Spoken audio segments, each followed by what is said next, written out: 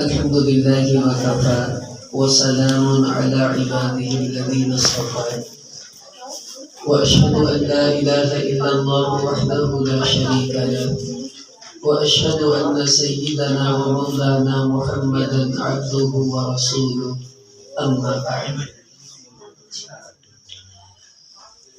مغرب کے بعد آپ نے بچوں کا قرآن پاک کے حوالے سے آپس کا مکالمہ، ان کے کچھ آپ نے تلاوت وغیرہ بھی سنی، تو سیرت بھی ہے اور ساتھ میں قرآن پاک کے حوالے سے آپ نے بچوں کا جو ہے وہ مظاہرہ بھی دیکھا.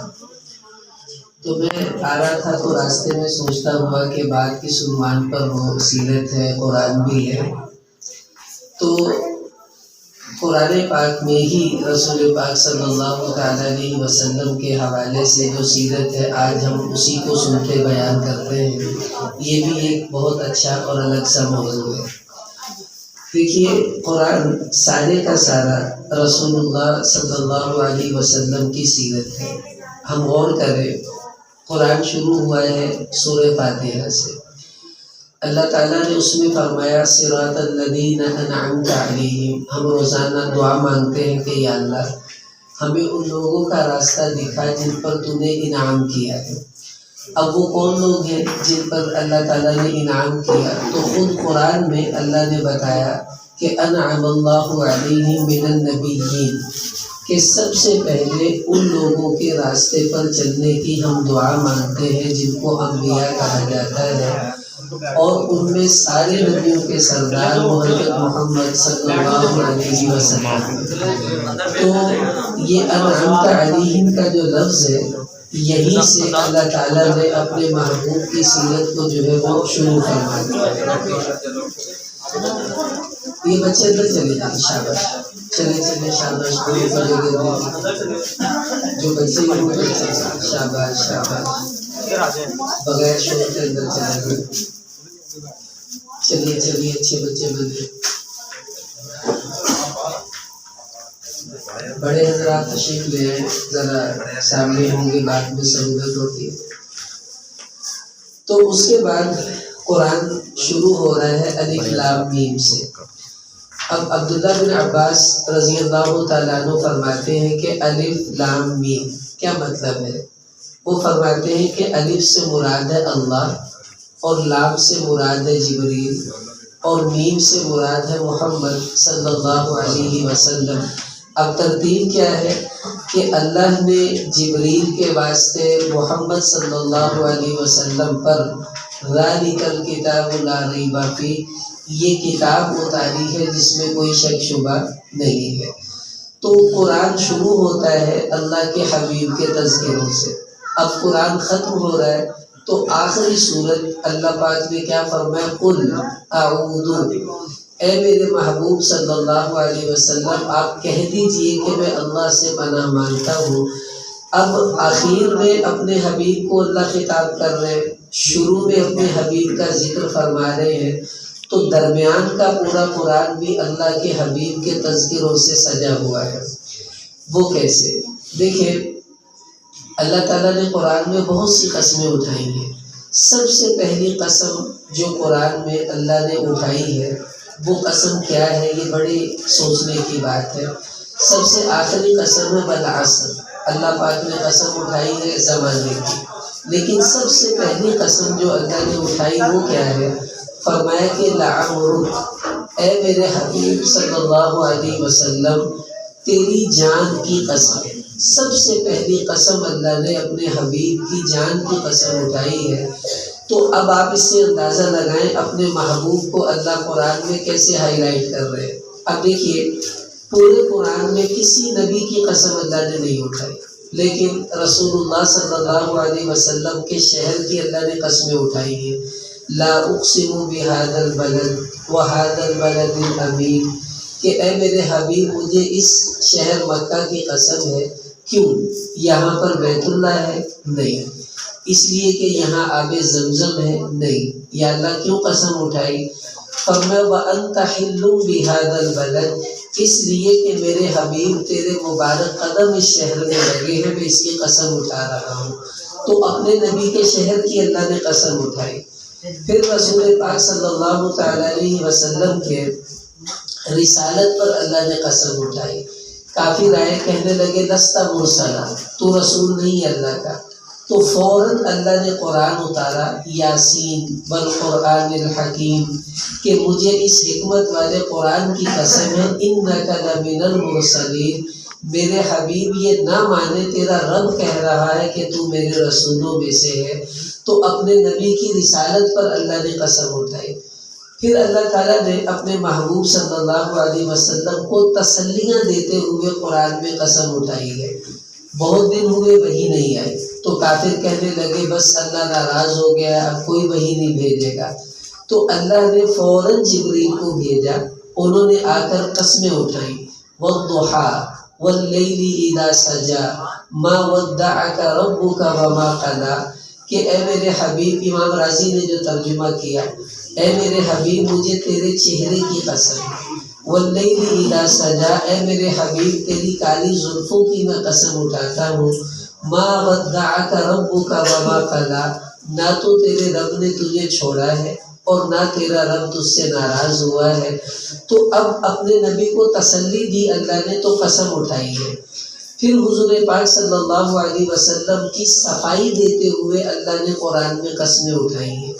کافر کہنے لگے یہ تو اپنی طرف سے قرآن بنا بنا کر لاتا ہے اور ہمیں سنا دیتا ہے، یہ کوئی اللہ کا کلام نہیں ہے. تو اللہ نے فوراً قرآن اتارا، والنجم اذا هوى ما ضل صاحبكم وما غوى وما ينطق عن الهوى ان هو الا وحی یوحى. اللہ نے ستارے کی قسم اٹھائی، اس کے بعد فرمایا کہ یہ میرا حبیب وہی کہتا ہے جو اس کا رب اس پر وحی اتارتا ہے، یہ اپنی مرضی کا بول نہیں بولتا. تو حضور کی صفائی دی تو اللہ نے وہاں پر بھی قسم اٹھائی ہے. ایسے ہی رسول اللہ صلی اللہ علیہ وسلم کے اخلاق پر اللہ نے قسم اٹھائی، نون والقلم وما یسطرون ما انت بنعمت ربک بمجنون وان لک لاجرا غیر ممنون. اللہ پاک نے فرمایا کہ اے میرے حبیب میں قلم کی قسم اٹھاتا ہوں، اس کے لکھے کی قسم اٹھاتا ہوں. آگے فرمایا وَإِنَّكَ لَعَلَىٰ خُلُقٍ عَظِيمٍ، تیرا رب قسم اٹھا کر کہتا ہے کہ تو اخلاق کے اعلیٰ درجے پر فائز ہے. تو اب یہ اعزاز کسی اور نبی کو نصیب نہیں ہوا کہ اللہ اس کی قسمیں اٹھائیں، صرف اپنے حبیب کی قسمیں اللہ نے قرآن میں اٹھائی. اچھا، قرآن میں اللہ نے بہت سے نبیوں کو پکارا ہے، ان سے کلام کیا ہے، اور جس نبی کو بھی پکارا ہے اللہ نے نام لے کر پکارا ہے. مثلا قرآن میں اللہ نے فرمایا یا آدم اسکن انت وزوجک الجنہ، اے آدم تو تیری بیوی دونوں جنت میں رہو. یا نوح انہ لیس من اہلک، اے نوح تیرا بیٹا تیرے اہل میں سے نہیں ہے. یا ابراہیم قد صدقت الرؤیا، اے ابراہیم تو نے اپنے وعدے کو سچا کر دکھایا. وما تلک بیمینک یا موسیٰ، اے موسیٰ یہ تیرے ہاتھ میں کیا ہے. یا یحییٰ خذ الکتاب بقوہ، اے یحییٰ کتاب کو مضبوطی سے تھامو. یا زکریا انا نبشرک بغلام، اے زکریا تجھے ایک بیٹے کی خوشخبری دے رہے ہیں. یا عیسی ابن مریم اانت قلت للناس، اے عیسیٰ مریم کے بیٹے کیا تو نے لوگوں کو کہا تھا کہ اللہ کو چھوڑ کے مجھے اور میری ماں کو خدا بنا لو. جس نبی کو اللہ پکار رہے ہیں نام لے کر پکار رہے ہیں. دیکھو ہمارا دنیا کا دستور ہے، ہم جس کو عزت دیتے ہیں اس کا نام نہیں لیتے. مثلا ابو جی، چچا جان، قاری صاحب، مولانا صاحب، مفتی صاحب، نام نہیں لیتے، اس کا لقب سے اس کو پکارتے ہیں. تو اللہ نے جس نبی کو پکارا نام لے کر پکارا. اور علماء نے لکھا کہ 227 مرتبہ اللہ تعالیٰ نے اپنے محبوب کو قرآن میں پکارا، اور ایک مرتبہ بھی یا محمد نہیں کہا، ایک مرتبہ بھی یا احمد نہیں کہا. پھر کیسے پکارا؟ یا ایہا النبی، اے میرے نبی. یا ایہا الرسول، اے میرے رسول. یا ایہا المزمل، یا ایہا المدثر، اے کملی والے، اے چادر اوڑھنے والے. طٰہٰ، یاسین. اس طرح اللہ نے اپنے نبی کو خطاب کیا ہے کہ نام لے کر نہیں پکارا. کیوں؟ اللہ بتانا چاہتے ہیں قرآن کے اندر کہ میرے نبی کی شان سمجھنی ہے تو قرآن پڑھو، تمہیں خود دکھے گا میرا نبی کتنے اعلیٰ درجے پر فائز ہے کہ اللہ اپنے نبی کا نام نہیں لے رہا۔ 4 جگہ قرآن میں محمد ہے، 1 جگہ احمد ہے، لیکن جہاں بھی نام ہے اس کے ساتھ اللہ نے رسالت کو ذکر کیا تاکہ لوگوں کو شک شبہ نہ رہے کہ یہ جو رسول ہے وہ پھر کون ہے، نام لے کر بتایا۔ 4 پارے میں فرمایا کہ وما محمد الا رسول، کہ محمد صلی اللہ علیہ وسلم میرے رسول ہیں۔ 22 پارے میں فرمایا ما کان محمد ابا احد من رجالکم ولکن رسول اللہ وخاتم النبیین۔ پھر 26 پارے میں فرمایا آمنوا بما نزل علی محمد وهو الحق من ربهم، کہ اس کے رب کی طرف سے جو حق اتارا گیا ہے اس پر ایمان لے کر آؤ، یہاں بھی رسالت ہے۔ اور اسی پارے میں فرمایا محمد الرسول اللہ، کہ محمد صلی اللہ علیہ وسلم اللہ کے رسول ہیں۔ اور 1 جگہ احمد ہے 28 پارے میں، وہاں کیا فرمایا کہ مبشرا برسول یأتی من بعد اسمہ احمد، کہ عیسیٰ علیہ السلام نے کہا میں تمہیں ایک ایسے رسول کی خوشخبری دے رہا ہوں جو میرے بعد آئیں گے اور ان کا نام احمد ہوگا۔ تو جہاں نام ذکر کیا ہے پکار کر نہیں، رسالت کے ساتھ ذکر کیا، لیکن یا محمد یا احمد اللہ نے قرآن میں کہیں نہیں کہا، اس لیے کہ پتہ چلے کہ اتنی بڑی عظمت والا میرا نبی ہے، ایسی شان والا کہ ہم رب ہو کر اس کو نام سے نہیں پکار رہے۔ پھر آپ قرآن کا مطالعہ کریں، پورے قرآن میں اللہ تعالیٰ نے کسی بھی نبی کے اعضاء کا ذکر نہیں کیا کہ کسی نبی کی آنکھ کان جسم کو اللہ نے کھولا ہو، اور اپنے محبوب صلی اللہ علیہ وسلم کے پورے جسم مبارک کو اللہ نے کہیں کہیں قرآن میں ذکر کیا تاکہ میرے حبیب کی سیرت بھی قرآن سے سمجھ آئے اور میرے حبیب کی صورت بھی قرآن سے سمجھ آئے۔ مثلاً اللہ تعالیٰ نے قرآن میں فرمایا قد نرا تقلب وجہک فی السماء، اے میرے حبیب یہ جو آپ اپنا چہرہ مبارک آسمان کی طرف اٹھاتے ہیں ہم آپ کے چہرے کو اٹھا ہوا دیکھتے ہیں، تو اپنے حبیب کے چہرے کو اللہ نے ذکر کیا۔ ایسے ہی رسول اللہ صلی اللہ علیہ وسلم کی آنکھوں کا اللہ نے قرآن میں ذکر کیا کہ ما زاغ البصر وما طغى، کہ میرے حبیب کی آنکھ نے جو دیکھا صحیح دیکھا، دیکھنے میں کہیں خطا نہیں کی ہے۔ پھر اللہ نے اپنے حبیب کی گردن کا قرآن میں ذکر کیا، یعنی 2 چیزوں کا ایک ہی آیت میں ذکر فرمایا وَلَا تَجْعَلْ يَدَكَ، اے میرے حبیب اپنے ہاتھوں کو مغلولۃ علی عنقک، اپنی گردن کے اوپر باندھا ہوا مت رکھیے۔ یہ ایک محاورہ ہے کہ کنجوسی مت کیجیے، جو آدمی گردن پہ ہاتھ رکھے گا جیب میں تو نہیں رہے گا نا ہاتھ، اس کا مطلب ہے کنجوس ہے۔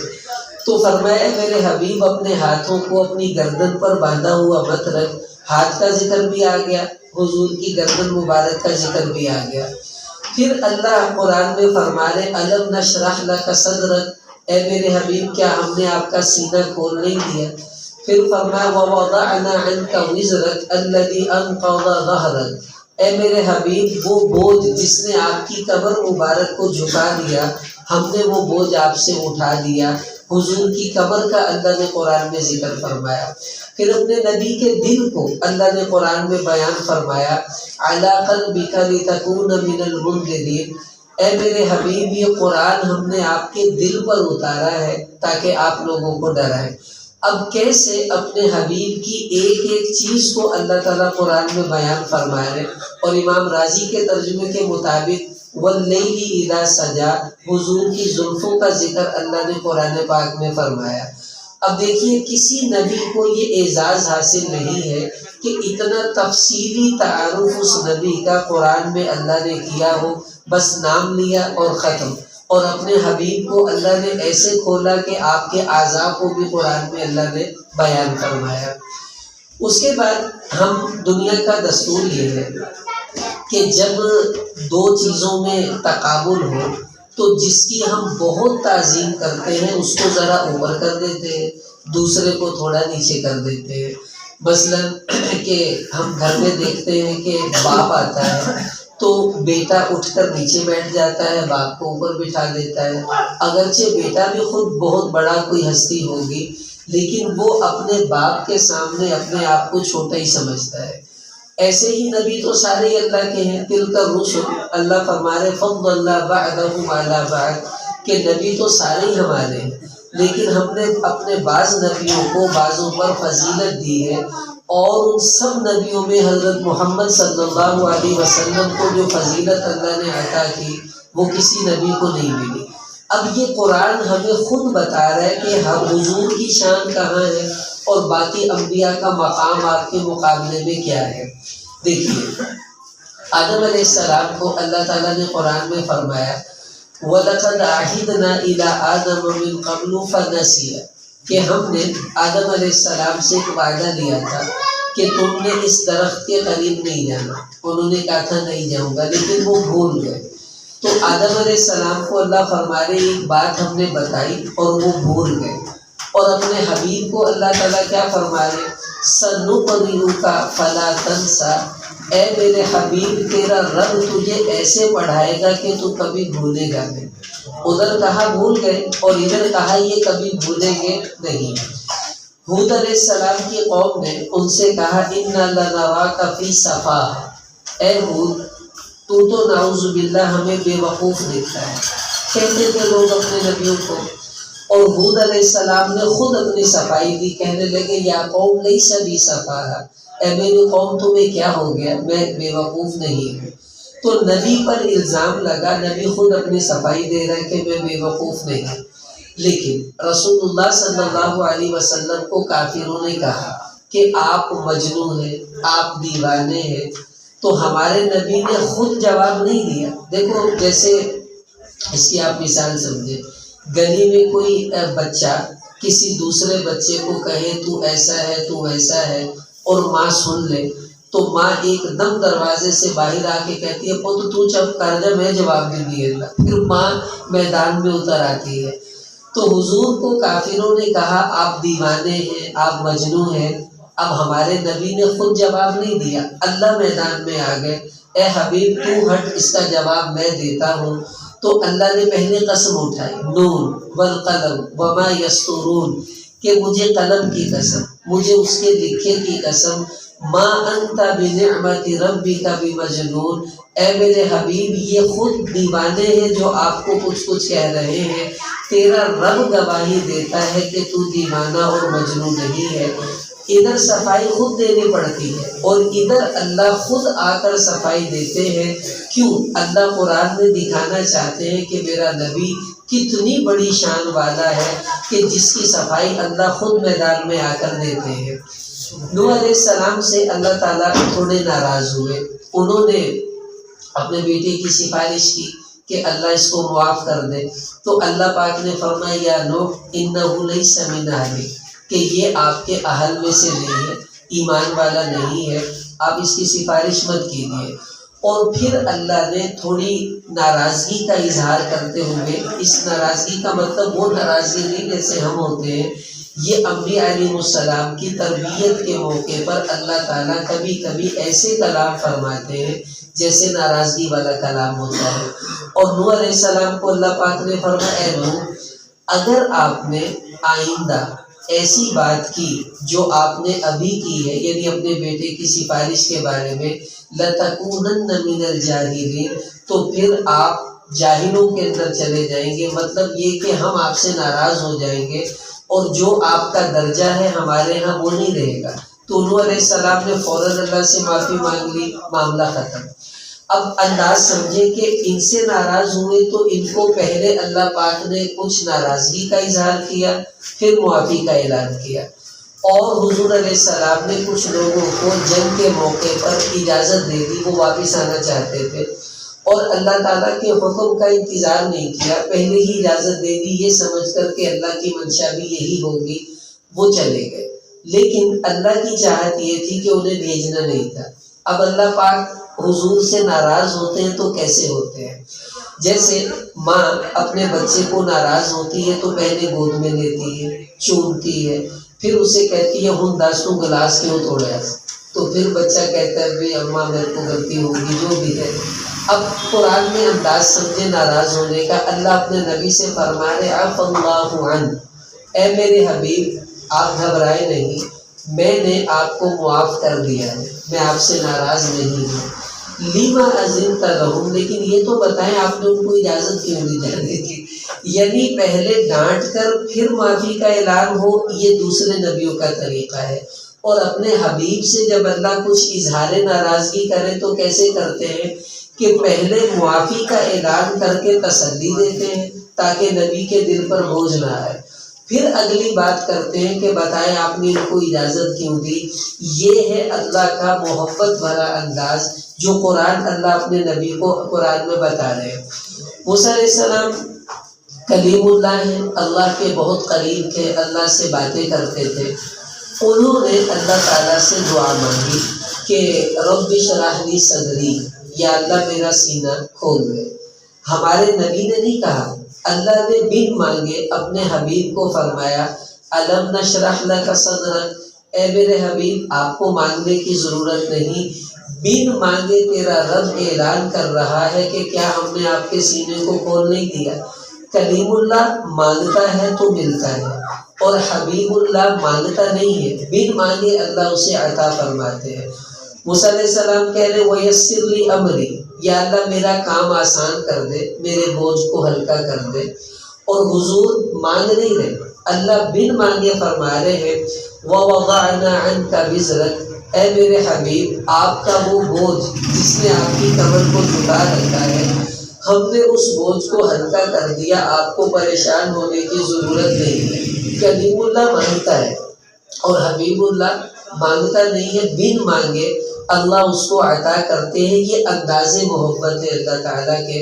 دیکھو ایک بچہ مانگتا ہے کہ امی مجھے جوتی لا دے، مجھے کپڑا لا دے، اور جو چھوٹا بچہ جس سے ماں سب سے زیادہ لاڈ کرتی ہے وہ کہتا نہیں ہے ماں آئی ہندی بازار سبزی لین جوتی پسند آتی کہتی چل بچے آج سے جوتی لے جاؤ، یہ ہے اس کی محبت۔ اچھا موسیٰ علیہ السلام کوہ طور پر آئے اور تیز تیز دوڑے ہوئے آئے۔ اللہ پاک نے پوچھا وما اعجلک عن قومک یا موسیٰ، اے موسیٰ آپ اتنی سپیڈ سے کیوں آئے ہیں، تیزی تیزی میرے پاس کیوں آئے ہیں؟ موسیٰ علیہ السلام نے فرمایا عجلت الیک ربی لترضی، اے اللہ میں اس لیے تیز تیز آیا ہوں کہ آپ مجھ سے راضی ہو جائیں۔ یہ بڑی عجیب بات ہے کہ یا اللہ میں اس لیے تیز تیز آیا ہوں کہ آپ مجھ سے راضی ہو جائیں۔ اور اپنے حبیب کو اللہ نے جب قرآن میں بیان کیا تو کیا فرمایا وَلَسَوْفَ يُعْطِيكَ رَبُّكَ فَتَرْضَىٰ، اے موسیٰ تو اس لیے تیز آیا کہ تو مجھے راضی کرنا چاہتا ہے، اور اپنے حبیب کو فرمایا اے میرے محبوب تیرا رب تجھے اتنا دے گا کہ تو رب سے راضی ہو جائے کہ یا اللہ میں تجھ سے خوش ہوں، تو نے مجھے اتنا عطا کیا۔ موسیٰ علیہ السلام کیا کہہ رہے اللہ تو مجھ سے راضی ہو، اور اللہ اپنے حبیب سے کیا کہہ رہے کہ تو اللہ سے راضی ہو جا۔ یہ ہے انداز محبت جو اللہ قرآن میں بیان کر رہے ہیں۔ اچھا ابراہیم علیہ السلام خلیل اللہ ہے، بہت بڑی شان والے نبی ہیں۔ انہوں نے قرآن میں اللہ تعالیٰ سے دعا مانگی وَاجْنُبْنِي وَبَنِيَّ أَن نَّعْبُدَ الْأَصْنَامَ، کہ یا اللہ مجھے بھی میری اولاد کو بھی بچا لے کہ ہم کہیں بت پرستی کی گندگی میں مبتلا نہ ہو جائے، تو ہماری حفاظت فرما۔ تو اللہ تعالیٰ نے حفاظت کی، انبیاء کی بھی ان کی اولادوں کی بھی۔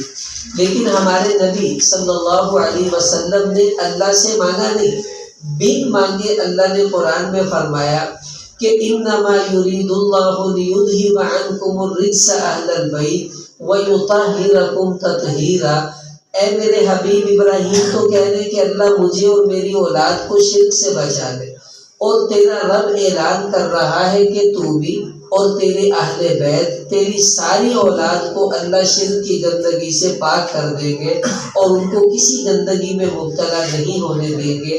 ادھر مانگا تو ملا، ادھر مانگا نہیں، بن مانگے اللہ پاک نے عطا فرمایا۔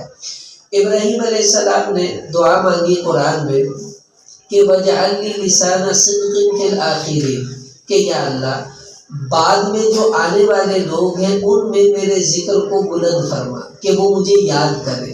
اللہ نے دعا قبول کر لی، اور ہم سب کو درود ابراہیمی عطا فرمایا۔ ہم نماز میں کہتے ہیں اللہم صلی علی محمد کے بعد کہ اللہم بارک صلی علی ابراہیم وعلی آل ابراہیم کما صلیت علی ابراہیم وعلی آل ابراہیم کما بارکت علی ابراہیم وعلی آل ابراہیم۔ تو یہ جو ابراہیم علیہ السلام کا نام ہر نماز میں مسلمان درود کے اندر لیتا ہے، یہ ابراہیم علیہ السلام کی دعا کی قبولیت کا نتیجہ ہے۔ ہو گیا ذکر بلند۔ اور ہمارے نبی نے نہیں کہا کہ یا اللہ جو بعد میں آنے والے ہیں میرا ذکر ان میں بلند کر دے، میرے نام کو بلند کر دے۔ اللہ نے خود فرمایا وَرَفَعْنَا لَكَ ذِكْرَكَ، اے میرے حبیب آپ کہیں نہیں، بن کہے ہم نے آپ کے ذکر کو بلند کر دیا، اور اتنا بلند کیا جب بھی اذان ہو اشہد ان لا الہ الا اللہ تو بعد میں فوراً اشہد ان محمد رسول اللہ بھی پڑھا جاتا ہے۔ کلمہ پڑھے گا لا الہ الا اللہ تو محمد الرسول اللہ بھی پڑھے گا۔ اور اتنا بلند کیا نام، عبداللہ بن عباس رضی اللہ عنہ فرماتے ہیں کہ ما فی الجنت شجرۃ علیہا برکۃ، کہ جنت میں جتنے بھی درخت ہیں ان درختوں کے جتنے بھی پتے ہیں ہر پتے پر الا مکتوب علیہا لا الہ الا اللہ محمد رسول اللہ، ہر پتے پر اللہ نے اپنے حبیب کا نام لکھ رکھا ہے۔ اتنا ذکر بلند کیا کہ جنت کے درختوں کے پتوں پہ بھی اپنے حبیب کے ذکر کو اللہ نے پہنچا دیا۔ ادھر مانگا تو مل گیا، ادھر مانگا نہیں، اللہ نے کتنی بلندیاں اپنے حبیب کو عطا فرمائی۔ پھر ابراہیم علیہ السلام نے دعا مانگی کہ وَلَا تُخْزِنِي يَوْمَ يُبْعَثُونَ، کہ یا اللہ قیامت کا دن بڑا سخت ہوگا، مجھے اس دن رسوا نہ کرنا، قیامت کی رسوائی سے مجھے بچا دے۔ اللہ نے دعا قبول کی۔ سب نبیوں کو قیامت میں کوئی رسوائی نہیں ہے، لیکن رسول اللہ صلی اللہ علیہ وسلم کو اللہ کیا فرما رہے کہ یوم لا یخزی اللہ النبی والذین آمنوا معہ، اے میرے حبیب آپ تو آپ ہیں نا، آپ کے غلاموں کو بھی قیامت میں آپ کا رب رسوا نہیں کرے گا۔ یہ ہمارے نبی کی شان ہے جو قرآن میں اللہ جل جلالہ نے بیان کی۔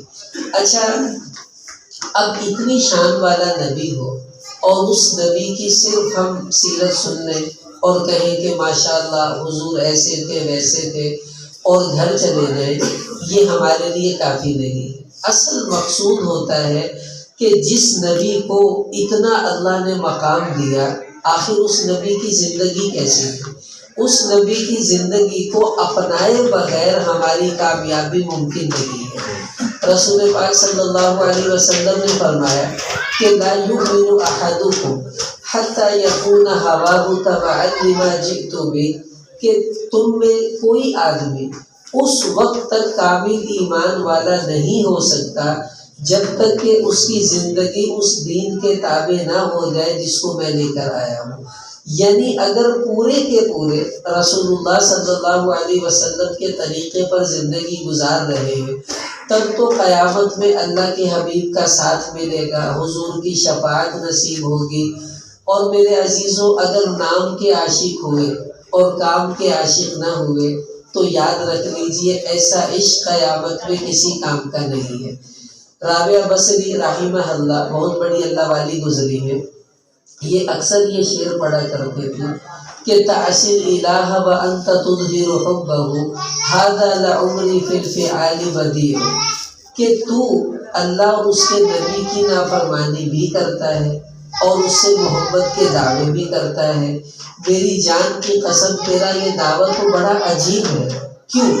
لو کان حبک صادقا لأطعتہ فإن المحب لمن يحب مطیع، فرماتی ہے کہ اگر تو اپنی محبت میں سچا ہوتا تو یقیناً اس نبی کی فرما برداری کرتا، کیونکہ عشق کا اصول ہے کہ عاشق ہمیشہ اپنے محبوب کا فرما بردار ہوا کرتا ہے۔ صحابہ عاشق تھے، انہوں نے اللہ کے حبیب کی فرما برداری کا حق ادا کر کے دکھایا۔ کوئی صحابی ایسا نہیں تھا جو بے نمازی ہو، اور آج کتنے عاشق ایسے ہیں جن سے پوچھے نمازوں کا کیا حال ہے تو سر کھجا کر کہتے بس دعا کرو انشاءاللہ، جمعہ تے پڑھی نا، باقی دعا کرو انشاءاللہ اور ایک بندے سے میں نے گاڑی میں جا رہا تھا تو میں نے کہا جی نمازوں کا کیا حال ہے؟ مجھے کہتا صوفی صاحب جیڑی ہاتھ لگ جائے وہ تو آپ جان بھی دے باقی جیڑی رہ جائے وہ اللہ دے حوالے کرے۔ میں نے کہا بھائی کنیاں ہاتھ لگ دیا؟ کہتا بس کبھی ایک پڑھ لی کبھی دو پڑھ لی۔ یہ نماز سے کوئی ریس نہیں لگی ہوئی کہ وہ بھاگ رہی ہے اور ہم اس کو پکڑ رہے ہیں، نماز تو پڑھنے کی چیز ہے۔ اب دیکھیے جو عشق ہوتا ہے نا وہ محبوب کو تکلیف دینے سے روکتا ہے۔ کیا کوئی ایسا بھی محبوب عاشق ہے جو اپنے محبوب کو تکلیف دیتا ہو؟ نہیں۔ بچے کو اپنی ماں سے پیار ہوتا ہے، وہ کوئی ایسا عمل نہیں کرتا جس سے اس کی ماں کو تکلیف پہنچے۔ اب نبی سے ہمیں پیار ہے اور ہمارے نبی کیا فرما رہے؟ ہم کالج پڑھتے تھے تو مجھے یاد ہے 1995 کی غالباً کی بات ہے، 95 کی گورنمنٹ کالج میں ہم پڑھتے تھے تو وہاں کینٹین پر بیٹھے ہوئے تھے تو ایک رسالہ وہاں پڑھا تھا، تو اس میں نے ایک خواب پڑھا، ایک اس کی تعبیر لکھی، وہ قصہ تھا۔ ایک نوجوان تھے، انہوں نے خواب دیکھا کہ رسول اللہ صلی اللہ علیہ وسلم کی زیارت ہوئی اور کہتا میں نے خواب دیکھا کہ ہمارے نبی کی آنکھیں سوجی ہوئی ہیں اور جیسے تکلیف ہوتی ہے آنکھوں میں۔ تو میں بزرگ کے پاس گیا، کہتے میں نے ان سے تعبیر پوچھی کہ جی یہ میں نے خواب دیکھا ہے، حضور علیہ السلام کی آنکھیں کیوں سوجی ہوئی ہیں؟ تو انہوں نے تعبیر بتائی کہ آپ صلی اللہ علیہ وسلم کی حدیث ہے کہ جعلت قرۃ عینی فی الصلاۃ، کہ میری آنکھوں کی ٹھنڈک اللہ تعالیٰ نے نماز میں رکھی ہے۔ انہوں نے کہا اس کی تعبیر یہ ہے کہ آج امت نماز چھوڑ چکی ہے، نبی کی آنکھوں کو ٹھنڈک دینا چھوڑ چکی ہے، حضور کی آنکھوں میں تکلیف اس بات کی علامت ہے کہ امت نماز نہیں پڑھے۔ اور سچ بات ہے، یہ بہت عجیب بات ہے۔ اب ہم اندازہ لگائیں فجر میں ہماری مسجد میں کتنے نمازی ہوتے ہیں، حالانکہ ایتھے ہی ہوتے، کچھ چلے تو نہیں جاتے رات کو، اور جو ہی دن نکلتا ہے ہر گھر سے 8 آدمی 6 آدمی نکل کر آفس دکان ادھر ادھر جا رہے ہوتے ہیں۔ بھائی آپ فجر میں کہاں تھے کہ جی بس آخری کلی لیٹ ہو گئے۔ اب جب یہ حال ہوگا کہ فجر میں چند نمازی ہو تو بتائیں نبی کی آنکھوں کو ٹھنڈک کیسے پہنچ رہی ہے؟ حضور علیہ السلام نے بلال رضی اللہ عنہ کو بلایا، فرمایا یا بلال اقیم الصلاۃ وارحنا بہا، اے بلال نماز پڑھو اور مجھے سکون پہنچاؤ۔ تم نماز پڑھو گے سکون مجھے پہنچے گا۔ کیسے؟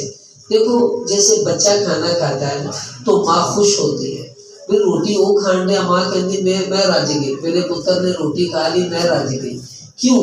تعلق ہے ماں بچے کا، کھاتا بچہ ہے اور خوشی کسے ہوتی ہے؟ ماں کو۔ بالکل اسی طرح نماز امتی پڑھے گا اور مدینہ میں نبی کی آنکھوں کو ٹھنڈک پہنچے گی، نبی کی روح کو سکون پہنچے گا۔ تو بتاؤ آج اگر ہم اپنے نبی سے محبت کرتے ہیں تو اس محبت کا اظہار یوں کریں کہ آج کے بعد نماز نہیں چھوڑیں گے، 5 وقت کی نماز پابندی سے پڑھیں گے۔ تو جو عاشق ہوگا وہ نماز نہیں چھوڑے گا، اور جو نماز چھوڑ دے وہ پھر کہے کہ جی میرے نبی نہ بڑی محبت تھا، وہ جھوٹ بولتا، وہ کوئی عاشق وشق کوئی نہیں ہے گا۔ تو بھائی نیت کرتے ہیں سارے انشاءاللہ کہ آج کے بعد انشاءاللہ ہم نماز نہیں چھوڑیں گے۔ اللہ تعالیٰ آپ حضرات کا آنا قبول فرمائے۔ مولانا شاہد عمران صاحب تشریف لا چکے ہیں، تو ظاہر ہے ان کے آنے کے بعد تو انہیں کو سننا چاہیے، تو اسی پر میں اپنی بات ختم کرتا ہوں۔ وآخر دعوانا الحمدللہ رب العالمین۔